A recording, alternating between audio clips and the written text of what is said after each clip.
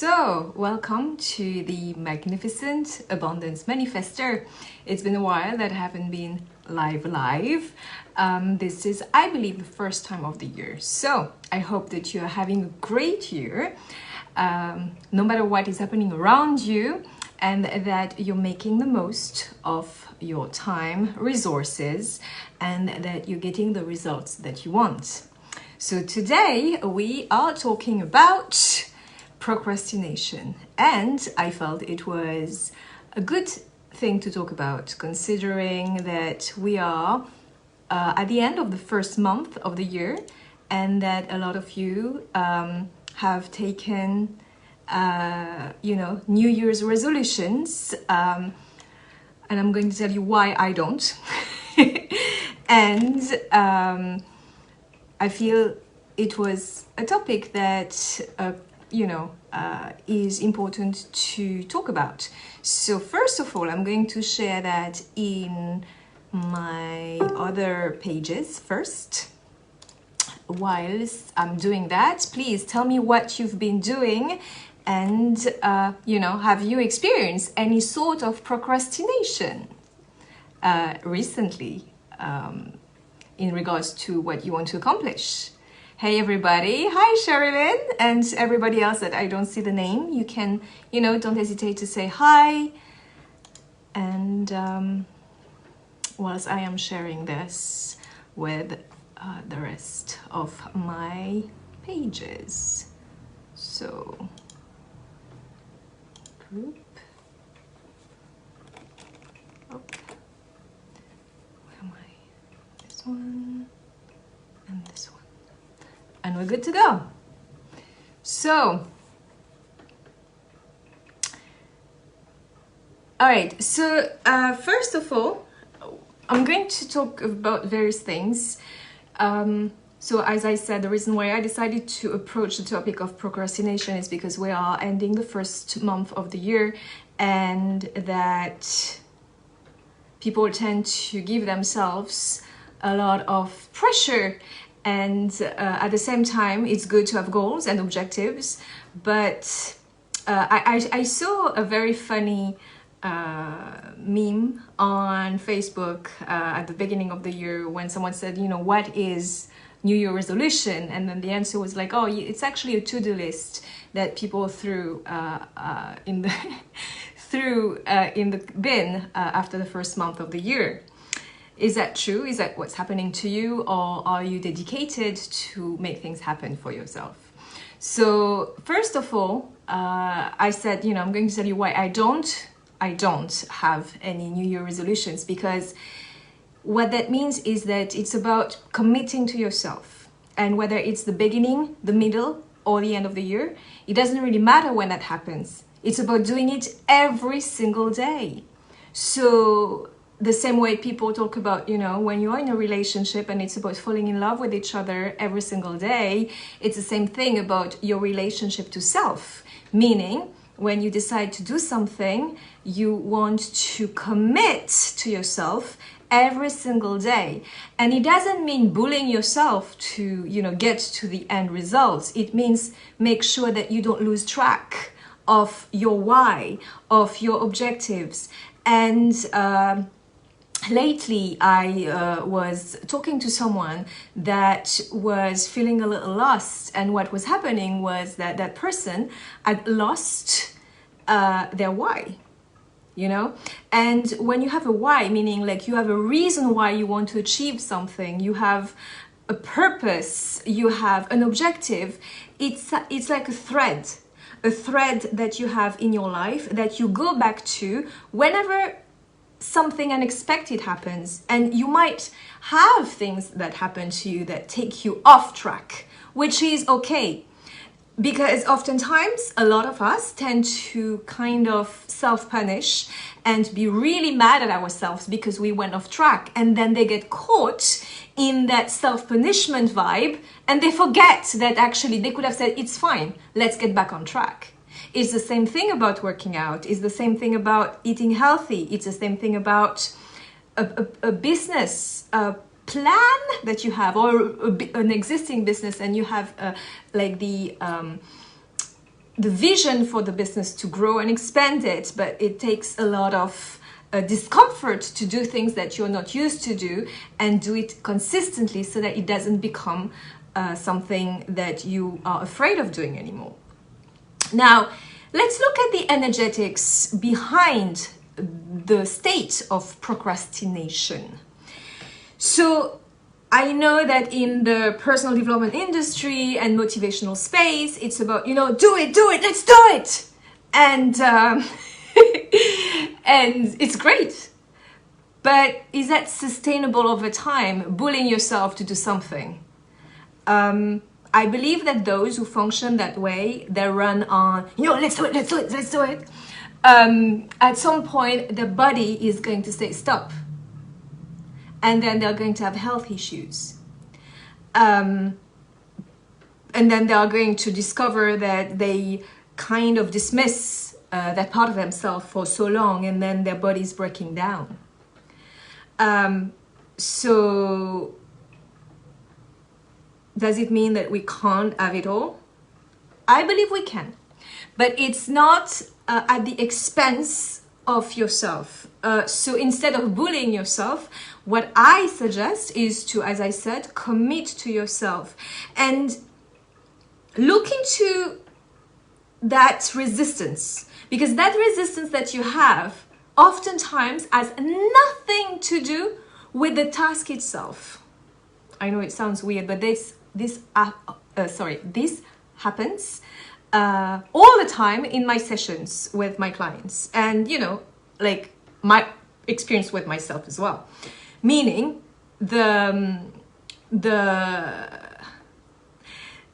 Hi everybody. I will continue to say hi. Yes, hi Jean-Frédéric.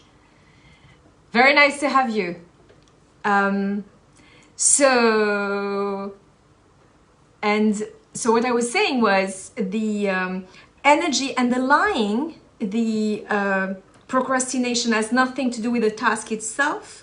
Oftentimes it's about a lot of childhood trauma that you might have, or something that happens, or something that you have observed your parents do, and it gave you some sort of anxiety, and it paralyzes you, and it gets you stuck in that state of fear of making mistakes, fear of getting it wrong, fear of being scolded, or sometimes it's even deeper. It's having had very smothering parents who will kind of take away our freedom out of love. But that's not, it's not healthy love. So procrastination has so much more meaning than, what the common way to address it tends to cover. It's something really, really deep. And the way I work with my clients is what we do, we completely look at what is the big knot that I tend to psychically see when they have this type of issue. And oftentimes it's various elements. I remember once there was a client who wanted me to look into his business and why he was feeling so anxious and stuck. When I looked into it in a deeper way, I saw that he had made so many promises to his family about what he would do for them when he has the money. He had put himself in a state where he was basically leaking energy and creating extra pressure that had no need to be there. So what that meant was that one single action he would take, that action put him in a state of paralysis, like he was terrified, and it was not about the action anymore, it was about what it meant and what it could bring in terms of danger and almost life-threatening feelings and vibes. And that's why oftentimes when we are already stuck in that procrastination vibe, when we don't do the things that we feel like we can do and it takes like 1 minute to do, but we've been taking like weeks and months and avoiding it, it's because there is that death sentence, vibe that is associated with that little tiny task that is actually not a big deal when you do it, but it's the energy and the feeling that you have associated with it that creates the drama in your mind, in your energy, and why you can't get over it. So once you address it energetically and you heal the underlying wound, this is when actually you just start, get up and do things, and it doesn't feel like a big deal anymore. And did we really address the procrastination? Yes, we did, but not like directly. We went underneath. We looked at the roots, at what happened that created such a fright, such a sense of, like it's really dramatic when you look at the underlying feeling. So that is why the thing, let's do it, is short term and short-lived. So I would love to hear from you, obviously, around that. If you had any experience when it comes to, how you dealt with your procrastination. And I know there is that very famous quote that people keep using, feel the fear and do it anyway. Well, yeah, but how long? So ideally, you want to be in a state where you feel it's okay to do it. It's not that big deal. So what was that big stress about anyway? When you are there in that state, then it's like you can do anything. And this is why all of these exercises that you're given when you go to these motivational personal development events are about. It's to break your fear. But then you need to look at the roots, and then it becomes a no-brainer. So what would be an advice I can give you today? Pay attention to your body, pay attention to how you feel, pay attention to, I know it sounds not very practical, but actually it is. Pay attention to your heart. Why am I talking about your heart when it's about doing things in the real world? Is that really correlated? Totally, because when you are in tune with yourself and you know that, there is something there that creates some sort of resistance and fear. What is the fear? What is behind that fear? And how can I, address that? Then this is the keys to unlock the parts of you that were super close and terrified. And that is what I would recommend you to do. And, you can share obviously underneath what your main thing is that you tend to procrastinate about, and commit to do this and start taking these, having these insights into yourself. And you need to be courageous to do it, because a lot of people, they want a quick fix. Quick fix that's the quick fix for you. It's a sustainable quick fix, meaning look into what's really happening here, the underlying energy, and look into it and have the courage to do it.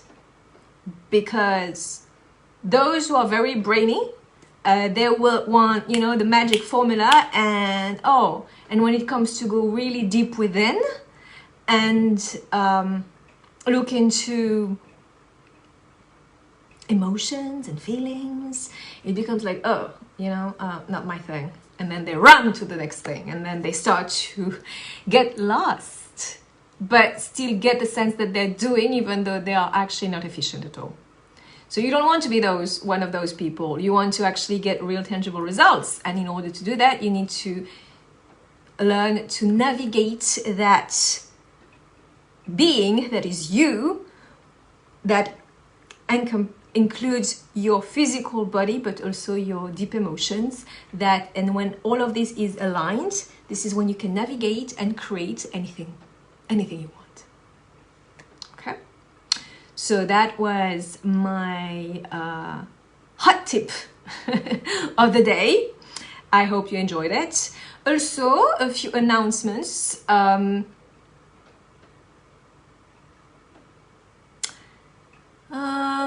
So I am going to actually, you remember Manifestation Week 2? So there is a very strong energy attached to this concept that I created, because every time, and you know, I've done 2 and actually 1.5, and I'm going to tell you why I stopped mid manifestation week 2 is because, and it was not procrastination. It's because these have a very strong energy attached to it, and whenever I go through these weeks, I experience personally a very strong energy upgrade and uplift that really gets me into such a state that then I need to rest. It's a kind of an odd, it's not odd, it's actually very high vibrational stuff that is happening. But those who have been in my courses will relate, I would say, better to what I'm saying. So the point is, I am going to finish the week manifestation 2, manifestation week 2, sorry. And I'm going to I'm going to create a new course that I was thinking initially February, but probably March. That I always get deep connection first with myself, and then I get the inspiration to deliver the course for you when I create one. This new course is going to be on trauma healing. So it's very close to my heart, and I feel a lot of people are suffering from deep trauma that they have no idea about, and that's why they go around in circle and they try things and it doesn't work, and then they try the next thing and it doesn't work. And why? Because deep inside there is something that is very wounded inside them that they are not even aware of, and I believe that this is going to create a true upgrade and true deep healing for whoever is going to do that course. So I will share more, but that is what I wanted to announce to you, for you. And oh yes, and for those who have businesses, I am obviously promoting right now the Business Quantum Transformation Program. I'm going to put the link somewhere above and or below. So if you have any question about that, don't hesitate, or question overall, you know, just go for it. And on that note, I might come back later for a new live. Wow, 2 lives in a row. Woohoo! And in the meantime, I'm going to love you and leave you and wish you happy manifesting. Bye. Make sure to subscribe to my channel, share, like, and put a comment under the video. Bye and happy manifesting.